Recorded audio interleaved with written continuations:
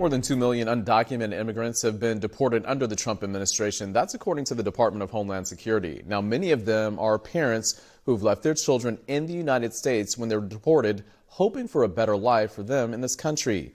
NBC7's Tanya Luviana Hurwitz spoke with a young woman about the challenges of growing up without her parents and overcoming the many challenges. Stephany Polanco was only 8 years old when her mother was deported to El Salvador. A day, she says, marked her life forever. And although she fell into bad habits, she was able to find the strength to get up and make sure her mother's sacrifice wasn't in vain. It's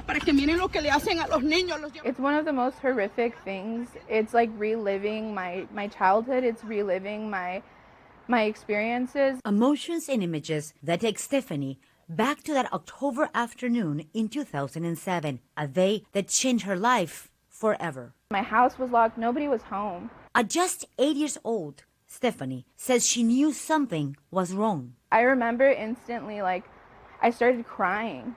I'm not sure why. It's like something inside of me knew that she was gone, because my mom would always have conversations with us growing up about how she wasn't legal and how she was an immigrant and how someday somebody would come and take her.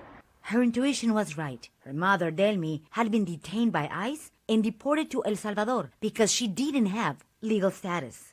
I just felt like abandoned. But her nightmare was just starting. After her mother's deportation, Stephany was placed under the care of her older sister, Roxana. But that didn't last long. She couldn't take care of me. At just 10 years old, Stephany had no idea that for the next 8 years, she wouldn't have a stable home or a family. From 11 to 12, there was a year that all I did was drink. I would run away from home. A struggle that made it hard for Child Protective Services to find her a permanent home. She remembers living in more than a dozen places, never finding a real family. There is definitely trauma, sadness, confusion. Carmen Chavez, a lawyer at the Casa Cornelia Legal Center, says that cases like Stephany's are common in children who have to be raised in this country after the deportation of their parents. There's always a feeling of estrangement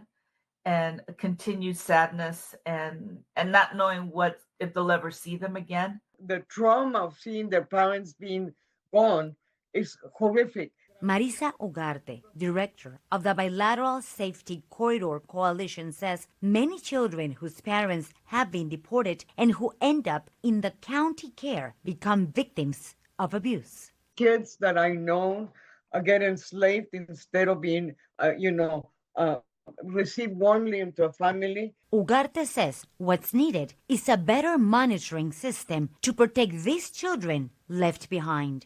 I don't think anybody in child welfare services or anybody has really been prepared or created a protocol specific to help these children. In a statement, San Diego County Child and Family Wellbeing said, in the event the U.S. citizen child's parents are detained by ICE, the county's Child and Family Wellbeing prioritizes connecting the child with a relative caregiver in their community. More rarely, if needed, CFWB could file court petitions in case foster care is needed. From 12 to 18 years old, you are in different groups in foster care. How did that help you to become who you are today?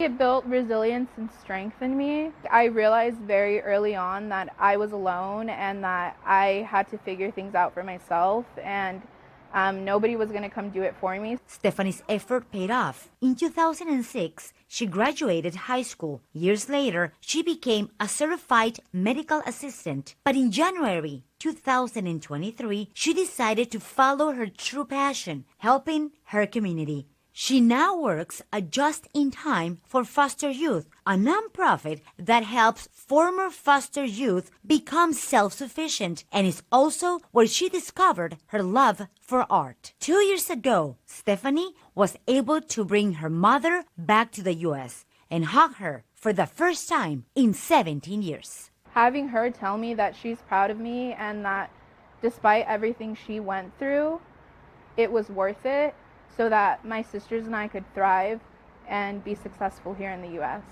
Today, Stephany continues to help other young people working at Just in Time for foster youth. Her goal is to help other children who lose their parents to deportation that with hard work and perseverance, there is a light at the end of the tunnel. In San Diego, Tania Lubiano Hurwitz, NBC7.